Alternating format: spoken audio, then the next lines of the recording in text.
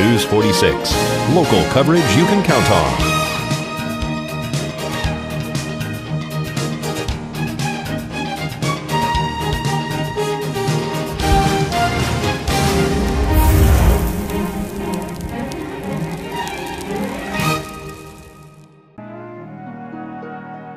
Fairy tales can come true. It can happen to you if you're young at heart. The next hour brings entertainment and information for those of you who are young at heart. Here are your hosts, Lynn Peterson and Al Jones. If you're young at heart. Welcome, folks, to Young at Heart. This is my co-host, believe it or not, today. He's Army. I can't say Army brat, right? How about that? No, you're not an Army brat, were you? No, I'm not an Army brat. I mean, earlier, in your... No, I wasn't, sir. You weren't to call me, sir. Folks, this is my co-host today, and then I'm going to see if I can say his name right. Michel Gaetano. Hey, very good. Hey, I said that right. Yes, okay? you did. I want to tell you welcome. He's a World War II veteran. And of course, he has a little more age than I do because I'm a Korean veteran. So I was a couple of years behind him, you see. Even though I look younger. Shucks. He looks younger. It's hard to believe that you are 86. I know. It's good upbringing. Is that what it is? Oh, okay. Well, I want to welcome you to Young at Heart. Thank you. And we're going to have a nice interview, later and so forth. But what I want to tell the folks here at the Desert View Hospital over this past weekend, yes, when we had the free health screening, I think we had about 1,000 people there. I understand. Oh, wow. So it was fantastic there. Autumn Health Awareness Festival. Good. Right. So that was at the Desert View Hospital here in Pahrump. Yes. Now I understand that we will get into it later on, but I understand that you're from New York. Yes, I am. Yeah. I'm from Brooklyn, New York. Brooklyn, New York. Brooklyn, New York. Yeah. Yes. I've been to Brooklyn, but it's been a while. How about Bensonhurst? You been to Bensonhurst, New York? I've never heard of that. Oh, Bensonhurst is. How far is that from Brooklyn? Brooklyn. Oh, is that what they call it there? Yeah. Is that some special? Yeah, that's one of the boroughs. Yes. It is. Is that how did they get that name? I sure really about don't that? know. You No, really I don't know about that? No, I don't. But that's very interesting because I have a friend that lives in Brooklyn, and one of my oldest grandsons. Yes. He's in New York. Okay. But I'm not sure if he's in Brooklyn. Not sure about that. Well, New York is made up of 5 boroughs. Yes. Name them. The Bronx, Yeah. Staten Island, Yeah. Brooklyn. Yeah. What do we got? 4? Yeah. Oh, wow. I want to see Jersey, not Jersey, no. Jersey Shore. What are these? Queens. Thank you. Queens. Thank you. Yeah. But see, you've taught me something because Yes. I've heard of this before, but I wasn't sure. Stick around me and I can teach you tell me a lot of things. Okay, we're going to have some very good, a very interesting show today. Good, sir. We're going to have an interview with you. You're going to talk about World War II, which Okay. is great. Some of the Yes. you were in Normandy, Yes. things like that, which is fantastic. Yes. And we're going to have Dr. Otto, who is a Audiologist. wait a minute, I want to say that audiologist. Yay! Before I was saying Very good. audiologist, which is great. With my coaching, you can't go wrong. That's true, And then Southwest Medical. Yes.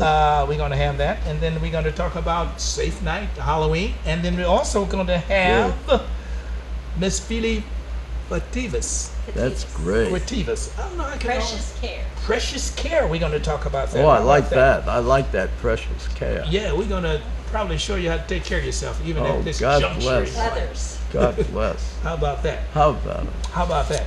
And also, like I Leaks. said, Dr. Leak's also going to be on. That's true. Yes. That's true. And you're going to talk about your eyes. But I see that you ain't like me. You don't need glasses. Why are you wearing them then? I I do need wear them glasses. to read, Come but on. normally I don't. He I- sees quite yeah. well. I'm a young guy. You wear glasses. I've been wearing them since I was 12. I know. When I was a little kid in school, and I needed my glasses. Definitely. To chase girls. Well, that's true. But I was, when I was a kid, I was very shy. Me too. You were? I was Yes, shy. I was. As a kid, I was I shy. was. And then when I became an adult, I put all my shyness away. When you became Army. Yeah, and then I began to say, hey, I'm not shy anymore. There you go. And which was great.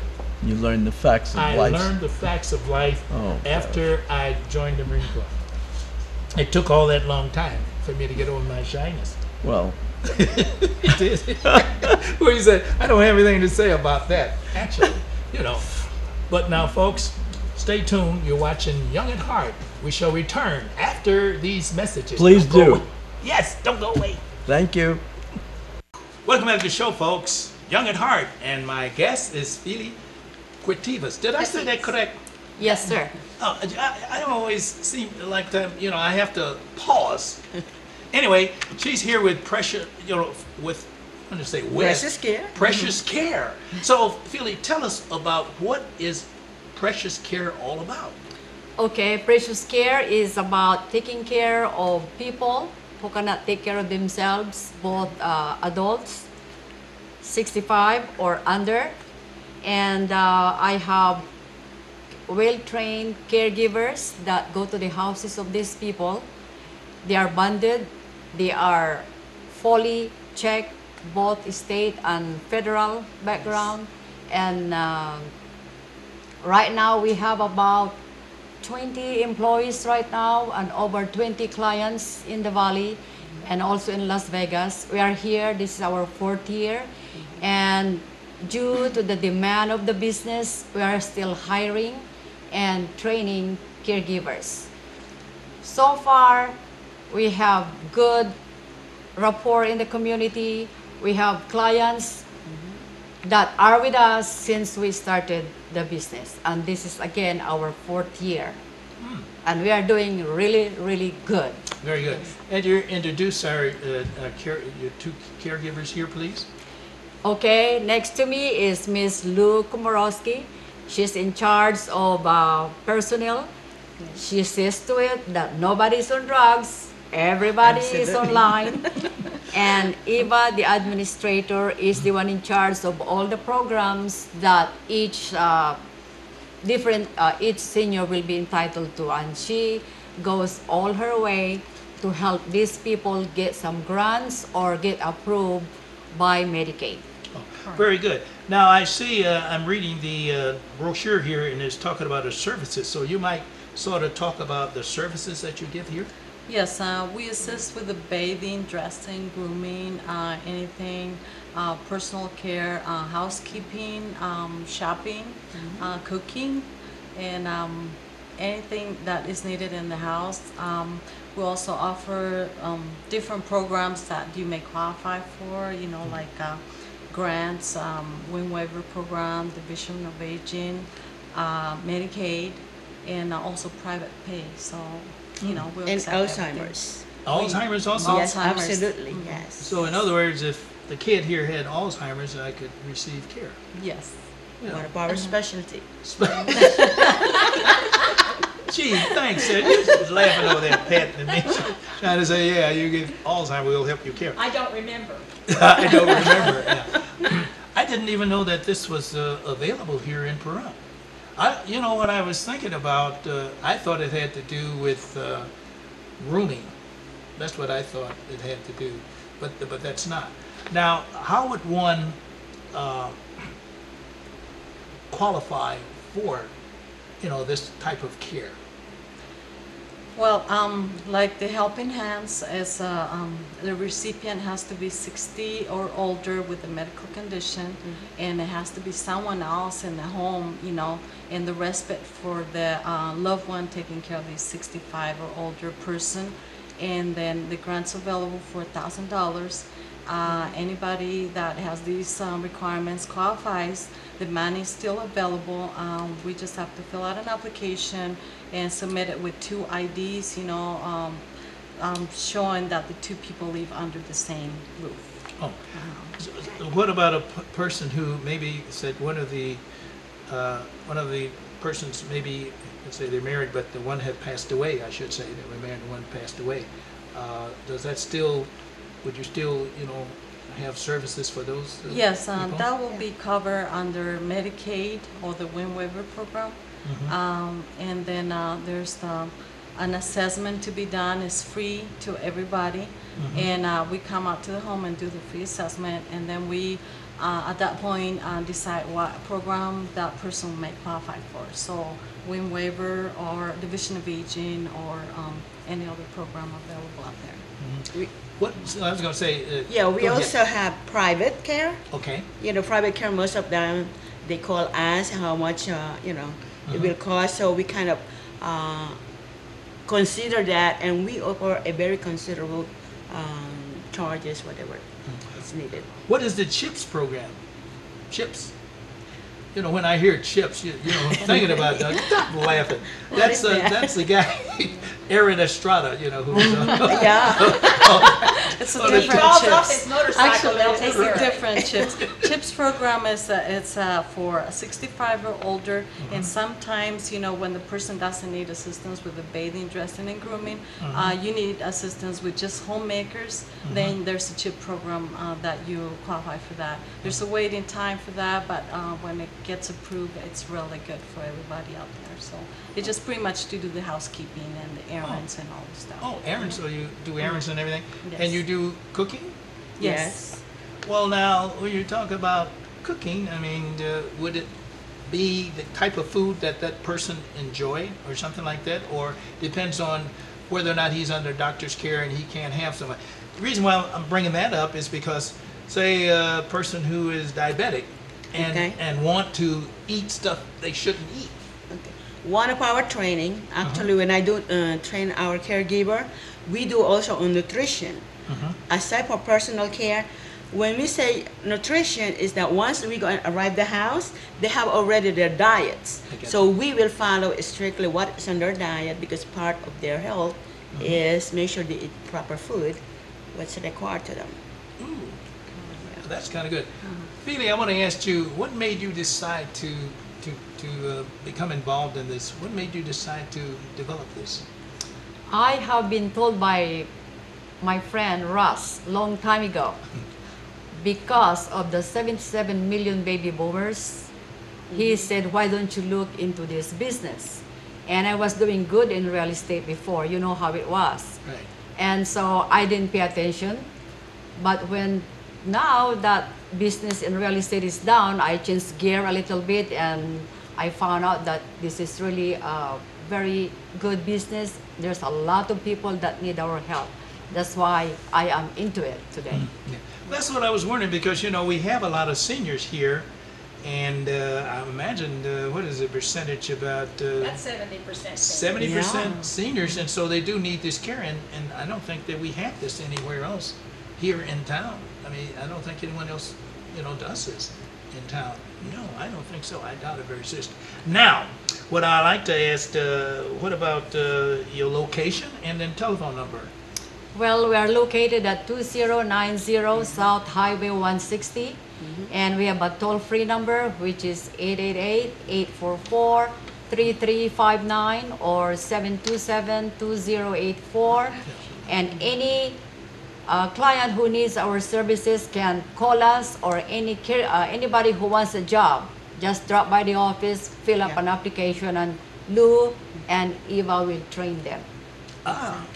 Now, do you just have female caregivers, or you have male caregivers also? We have male caregivers. We have male caregivers. Whatever they request, we can send. Yeah. Do they have to be, I'm thinking about the male, have to have nursing qualifications? We provide the training, yes. We give them 2 16-hour training, plus all the background check and CPR, first aid certifications. So all that, you cover just about everything that that one would need, at that age. Because me, I mean, I'm close to We're here to help. Available in town. Give us a call. We are not far from you. I'm close to that age there, where you need care. But this is really interesting, and I like this. Our mission to provide gentle, loving, and compassionate non-medical home health care to seniors, the elderly, and to anyone in need.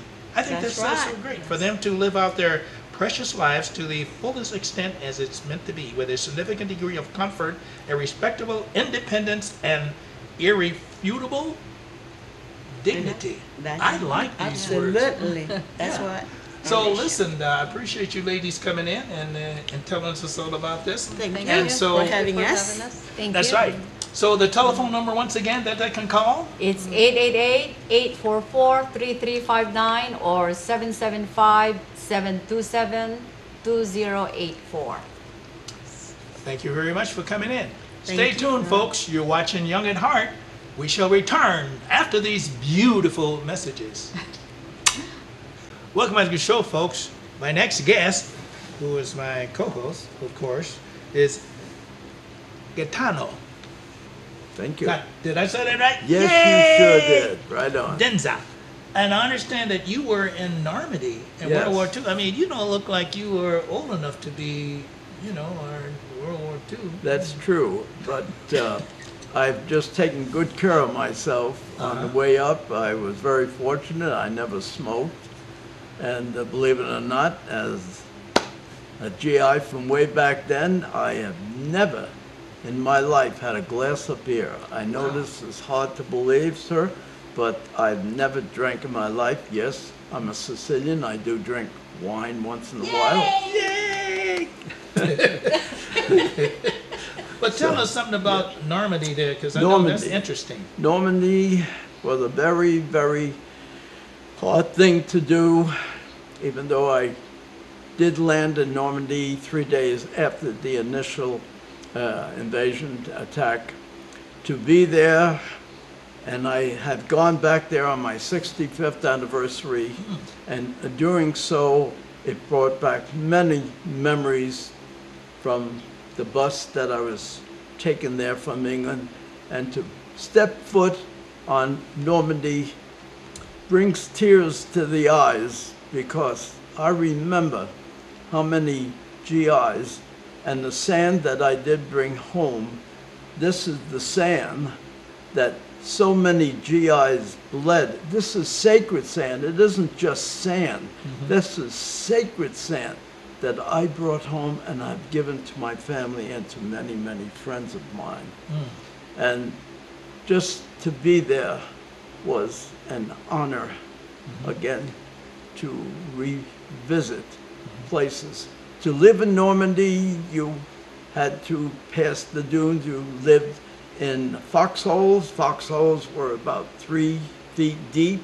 You lived with another soldier, and we had to many, many times cover our foxholes with blown up pieces from ships that were hit because of the bombing every night, because shrapnel and the 88s were firing. And many times in the morning, you'd get up and you'd find shrapnel stuck right in your board. Wow. And that means we wouldn't be here today. And life in the foxhole, where you lived on sea ration can for 4 months. You do not know what that's like until you try that. I'm sure my Marine friend here remembers what it's like to live on sea ration cans. Yes. And normally I would always exchange mine that I had given for anybody that had spaghetti in his can, because I like my spaghetti. I'm an Italian, of course. So living on that beach and going back and forth, if you saw Saving Private Ryan, yes, it does bring it up quite the way it actually was. Of course, in Saving Private Ryan, they show you on the landing craft that there was just a couple of guys that were a little barking from this coming over from England. Yes, it was very rough. And of course I was there, so I can tell you, in place of 30 men that were on that landing craft, all of us were over the side of the boat. Wow. Yes, because you just, it was tough. And as we got off our landing craft into water, as you saw them up to around your chest, hold your weapon, because you don't ever want to drop your weapon in the water. It's That's right. of no use to you anymore.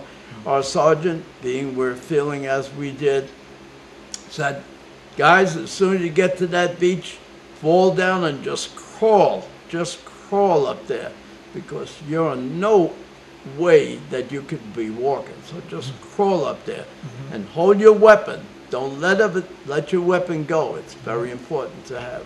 Right. You brought some photographs, so why don't we go over some of the photographs, Yes. which are very interesting. Thank you. And So that photograph there. the three of us, that's me on the bottom, and my other two buddies behind me. This is in Le Havre, France. We went there after 4 months living on the beach. So you lived on the beach there. Wow. The next one, Jeff, what about this one here? This is the book that you see there on the screen, and after all 68 years, I was so happy to have somebody call me up very recently, within a month, and he sent this to me. His grandfather was in the same battalion, even though he wasn't in my company, but he was in the same battalion. And it made me feel so good, because they show pictures of so many of these battalions doing their work and their war jobs, the engineers, your infantry and what.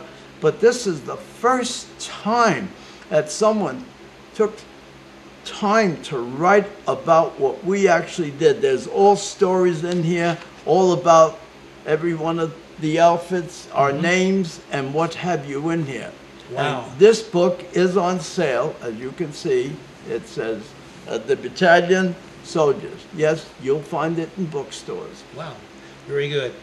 The next one, please. And also, this D-Day book, this was given to us as I went over to the 65th anniversary, which I'm so proud to have done, because I, like young GI that I was 19 years old when I landed on that beach. Wow. And this was to show us what is happening from day to day. And, well, we went by that to show how each one of the beaches were covered, from the Omaha to Utah to Sword and so on, right down the rack. There was 10 miles of actually Normandy there. Wow. And each one had a division of their own, the British, the Canadians, the Americans, and what have you, to come aboard. Next one, please.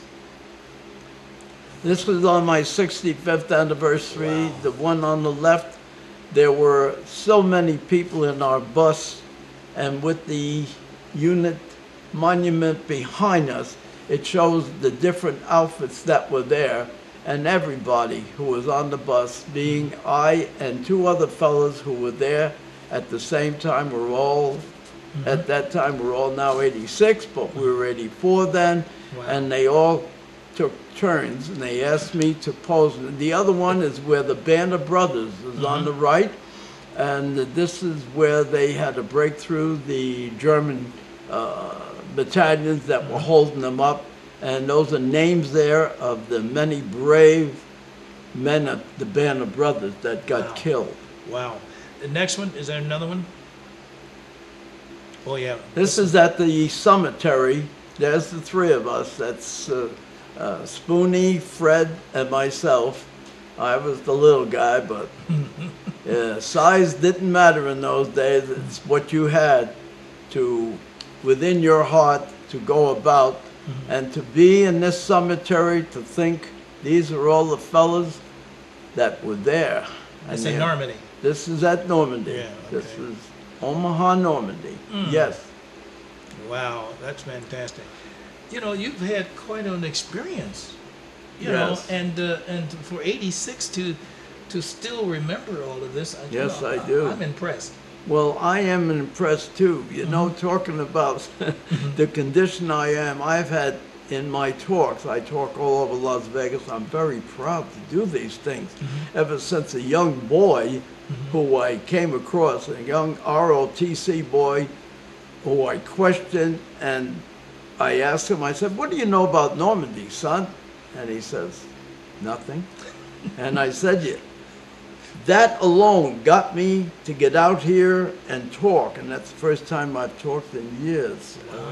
Yes, I wanted to tell them, the world, I want the young boys, the young people of today to know that Omaha and Normandy is not forgotten, and people should never, never forget what we went through.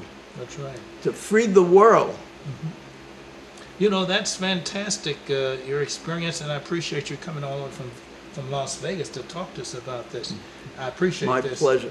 My pleasure. And I appreciate also you being my co-host, which your tenure is not over yet. You're going to have more. So stay tuned, folks. We shall return after these messages. Hi, folks. I'm here with Dr. Otto. Is that correct? That's correct. Yeah. And you are, I understand, an audiologist. That is correct. Is that correct? What is that? What does that entail? Okay, audiology is the science of hearing and sound, and so it covers the whole bailiwick from testing hearing, diagnosing problems, fitting hearing aids, counseling with individuals, counseling with families, preventing hearing loss from noise exposure, a whole realm of things. Whole realm. I guess one question I would like to ask it: who should have their ears, checked? Well, it's very important for children of school age to be tested, and a lot of times the schools do that.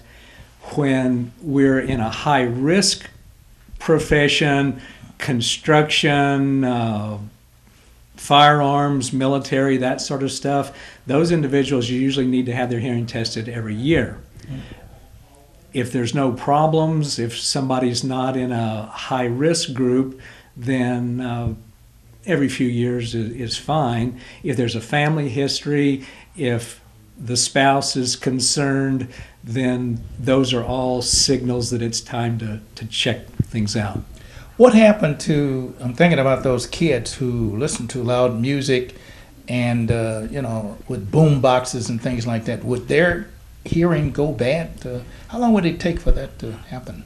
Oh, it's pretty hard to hang a number on it because every situation is a little bit different. But there's no doubt that the folks who play in the rock bands and that sort of stuff do lose their hearing. The folks who are in the concerts, especially up close, they have speakers you're going to walk into. And so they generate some pretty high sound pressures. And so it's possible, especially if you wear earphones, for example, you lose track of what the sounds are of the environment, and you can just keep cranking it up. And somebody who's doing that several hours a day can progressively lose their hearing at a noticeable rate. Wow. Because I noticed a lot of musicians, they wear some kind of earplug. And I was just wondering if that's just to cut down on some of that noise. For the folks on stage, they actually are monitoring not only what they're producing, but what the rest of the group is. And so they've got sound engineers that are controlling that. So it's not necessarily hearing protection. It's a monitoring device so that they can produce what they intend to. Okay, now, I was in the military. And so being in the military and listening to those big guns, and I think you said something about sometimes I might lose a little hearing and it may go away and then come back later. Yeah, just about everybody's had an experience either from a rock concert or firearms or chainsaws or some sort of power tools of some sort, and they'll come out of a noisy situation. The whole world sounds muffled, their ears are ringing like mad, and they're experiencing something called a temporary threshold shift. Give 12, 24 hours, usually the hearing comes back. But if that occurs time and time again, it never quite comes back to where it was before, and then make that several years of that pattern, and it's noticeable hearing loss. Wow. What about the ringing? I don't know what they call that, tendonitis or whatever you call that. Tinnitus or tinnitus, whichever, where you went to school. Right. Or if you're from the southern states or somewhere else, you get a lot of variations on all sorts of things. Okay. And so I was reared calling it tinnitus.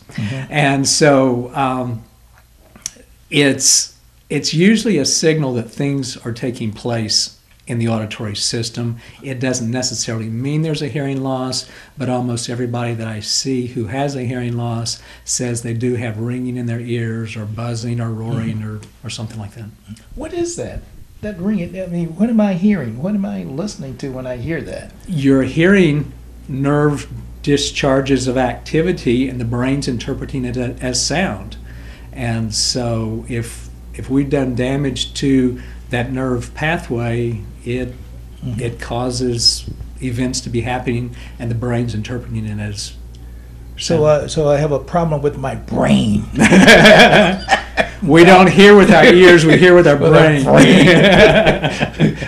You know, that's interesting, because I thought about that before, and I says, no, what the heck is that I'm listening to, you know, especially at night, you know, like when I'm in bed and trying to go to sleep. Right. And I hear that different sounds. That's very common. They're very common. Yes. What about age? As far as we get to be a senior, there's something that... Yeah, the wear and tear is manifest in all sorts of different ways. The average population, we have an instance of about 1 in 10 individuals who have a hearing loss. Hit about age 65 and above, it's 1 in 4. And as the years go by, that's one of those manifestations of the aging process, but we don't want to talk about that. No, definitely not, definitely not. But now, as far as families are concerned, in regards to under 50, and the kinds of things that one should look out for, that would let one know that, hey, you know, maybe you should have your ears tested.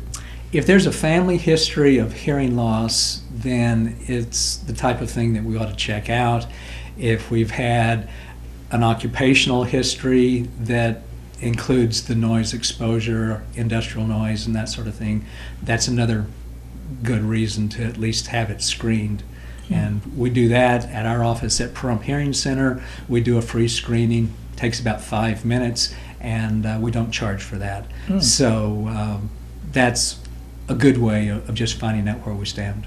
So I can tell exactly from just that 5-minute test what's going on inside my ears. Right. And then if we're seeing signals that things are happening, then we ought to spend a little bit more time, and we ought to have a conversation about the implications. That's good to know. And the kind of test that you do, like I said before, you test in regards to hearing, you test my ear to see, am I hearing certain frequencies? Exactly. Yeah. If you can imagine plunking across a piano keyboard, bass tones are at one end. Those are the most resistant to change. The history of noise exposure really affects that treble end of the piano keyboard, and that can fade out so that someone will say, well, I hear, I just don't understand. And that's because they're just hearing part of that speech spectrum. If you can imagine, this is somebody who's talking like this all the time, how that could be a little bit frustrating. You know they're talking, but the crispness and the clarity of speech is starting to fade out. What kinds of things should the general public know about hearing, hearing loss? Just general, what kinds of things should they actually know and then say, hey, I better go in here and check? I know, really, like you say, when you're having problems, but there must be something else that they need to understand about hearing loss. Okay.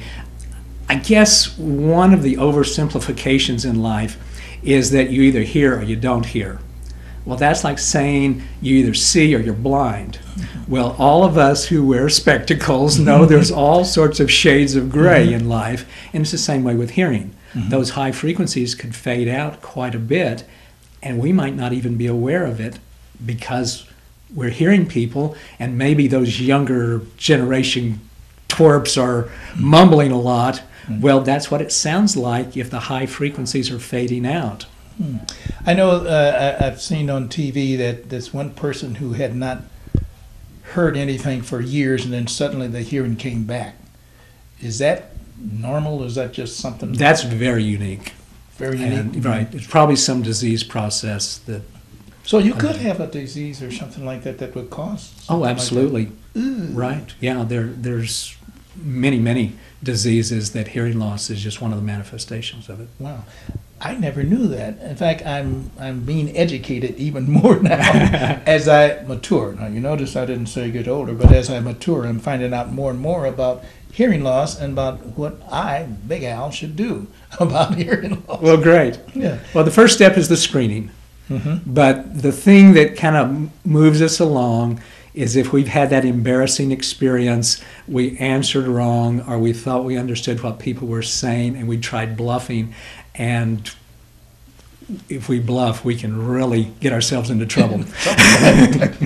Well, you know, I tell you, Doc, I really appreciate, you know, coming in and learning more about hearing loss and what I and other people need to do in order to find out whether or not they need, you know, testing, whether or not they need to find out, you know, more and more about what needs to be done if they have lost their hearing. Thanks again. I appreciate that. My pleasure. Welcome to the show, folks. My next guest is Dr. George Leaks of Paran, who's been here about 40, 50, 60 years. It's been a long time. It's been a long time, right? Over 20 for sure. Over 20 Yes. years? It doesn't seem like that long, does it? I know, it doesn't. And you don't look goes that fast. old. You don't look that old, Doc. You know. Well, thank you. You know, hey. I understand that there's some changes at the office there. You might tell us a little something about that. Yeah, we've been going through some changes. And as a matter of fact, the whole medical community in Pahrump has gone through some changes. I'm sure most of the people are aware of it. We have some new healthcare providers coming into town. And after many years, Health Plan of Nevada has put a new health center out here. I've been looking forward to this a long time. I thought when the hospital came that would bring more people, but you know, Pahrump is a large city. We have a large population, and for too many years, I think we've had to go to Las Vegas to get certain types of medical care. And I'm really happy to see these changes coming. In my office, we've added several new lines of frames, and we are going to have more providers from different insurance companies. Because before we would have somebody who would be able to come to the office if they had a certain insurance. If they had a different one, they would still have to go to Las Vegas for that. But now and in the short future, near future, we will be able to service everybody right here in Pahrump. Not only with just the eye visits and seeing the specialist, but also with surgery. Wow. We'll be doing the eye surgery at the hospital, and that has been a long time coming, and it's welcome. I'm glad to see it happen. That's at Desert View? Yes. Yeah. Yes. Oh, they're fantastic. doing eye surgery there now. You know, there's one question I never asked you before, you know, during our interview is what, do you, you know, get people from California? We do. Sometime? Yes. We That's get what people I thought. from Shoshone, of course, and Tacoma. Tacoma. And I think people have come in as far as Baker. Baker. Wow. Baker and is Ridgecrest. Ridgecrest is. I have some patients from Ridgecrest. Ridgecrest. Yes. Whoa. Because that's what I was wondering. I know because we are a town of, what is it, 40 or 40% seniors or something like that? Try 70. Or 70% seniors. Wow, I that's right. never knew that. I thought it was just about 40%. Oh, and I didn't mean to forget Death Valley. Oh, We have Death lots of Valley. patients coming Whoa. from there. Now, Yeah. Death Valley, I didn't know that people lived in Death Valley. And the reason for that is because it's so hot. Was it 150, 120 degrees in the summer? Or more. I think it's been much higher than that. Higher than that. But a lot of them work at the resorts and, you know, for the park services, United States Park Services or the State Park Service. But we get quite a few people, wonderful people too. Wow. Very good. I like to go over, you know, because I'm due probably to come in pretty soon. And I know the first thing that they asked me, do I want to do this particular test? And I'm trying to think what the name of the test is. You might talk about that. We have a vision screening test. Actually, it's a retina screener. We take a photo of your eye, and I tell people that it's an excellent image to have as part of your record because in a few years, if something changes, I will not be able to remember it. And even if I write the most detailed description of what your eye looks like on the inside, I still cannot do as good a description as a photo can. So with the photo, we can go back and take a look and compare them side by side, and we'll know if anything has changed. Not only that, if you see a physician or an eye doctor in another state and they need to know, we can just send it right over. And he will not have to rely on what I wrote, but he can look at the photo. So it's an excellent, I wish everybody would have at least a baseline one in their record. Unfortunately, insurance companies don't pay for those. They because it's just part of photo documentation in that way, but it's a good thing to have. Yeah, but it's not that expensive. No, it's not. No, because it's I have not. it done each time, and you know, my eyes seem to be okay. Right, you know, that's right. Still look at the pretty ladies and so forth. It's not very expensive. We keep it that way for that reason, so Right. most of the people can.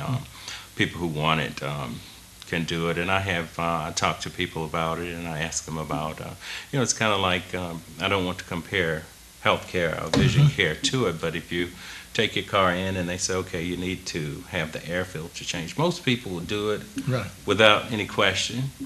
But if you tell them to go to the eye care and they tell them they need a test that would be good for them, a lot of times they will say Yeah, no. don't do that. So they take better care of the car than Did it do the eyes? First they'll sell. Well, you can buy another car. I mean, you know, Yeah. pretty soon. See, changes at one age. Would you say that eyes begin to change? I mean, something changes at a particular time in our lives. Yes. I tell people it's the age of wisdom.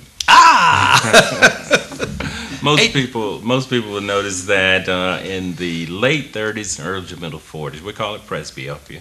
That's when you lose your ability to see up close. If you have your distance correction in place. Now, a lot of nearsighted people say, well, I'm past that age and I can still see without glasses. But that's because they're nearsighted. If you have your distance correction in place, which means you can see well enough to drive your car or watch TV or watch the airplanes fly over, you won't be able to read unless you have some help. And it's normal and it's expected. And if a person doesn't have that, then they are the exception rather than the rule. Well, what happened to me now, I started at 12 years old wearing glasses and nearsighted. I was nearsighted. And I've been wearing glasses, you know, all those years from time as well. Is there, when I started at 12 wearing glasses for nearsightedness, what does that mean?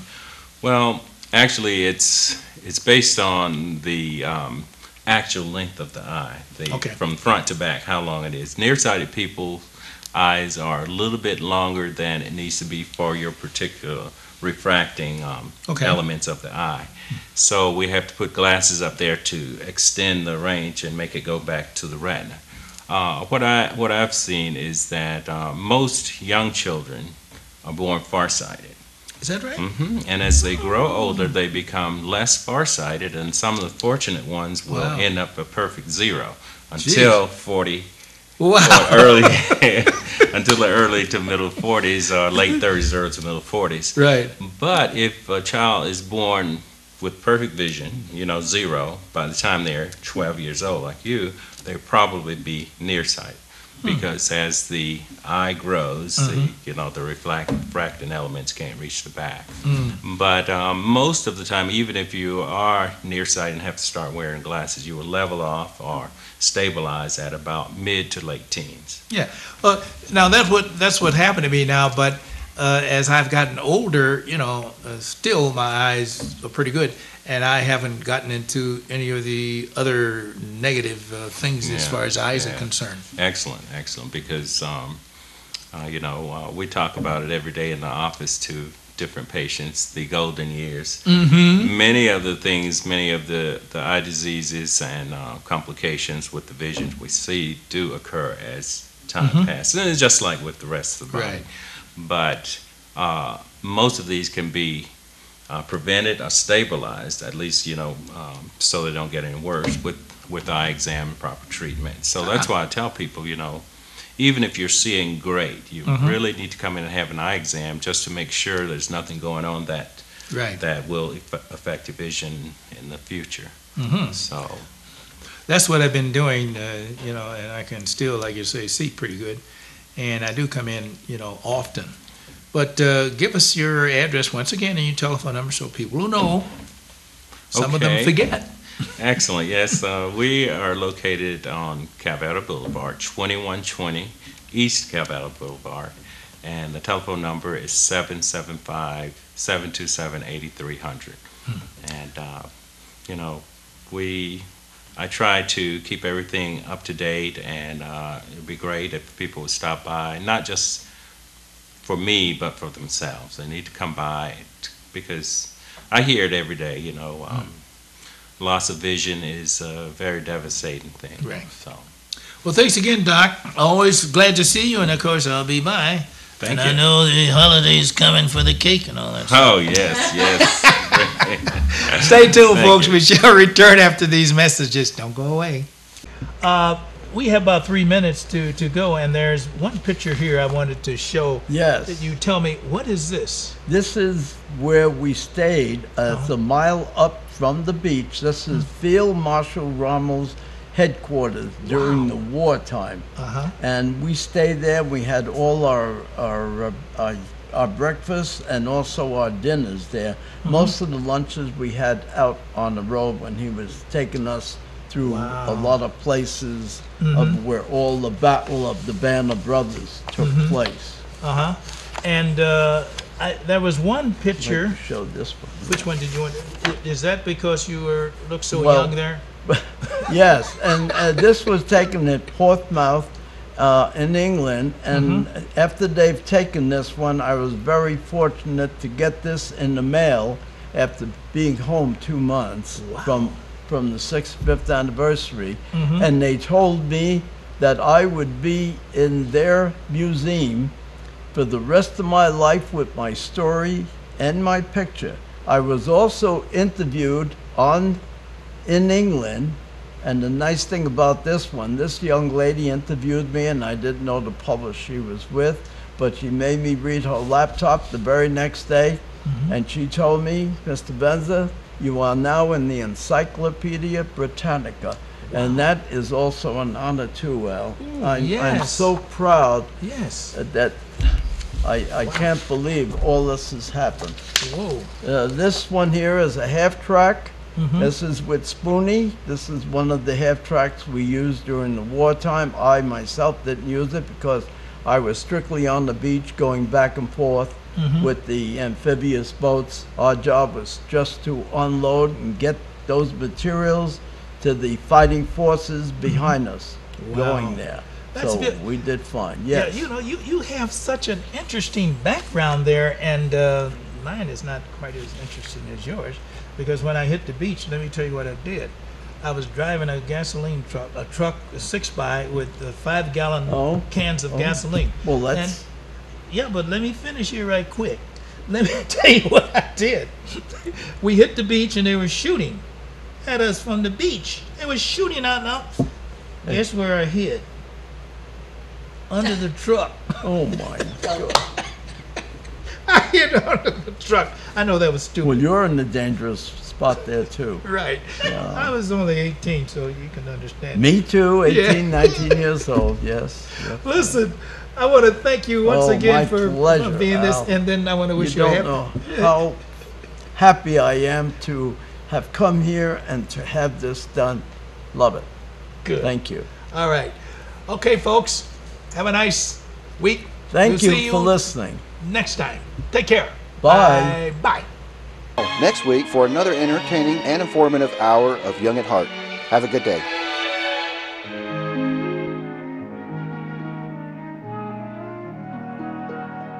Fairy tales can come true. It can happen to you if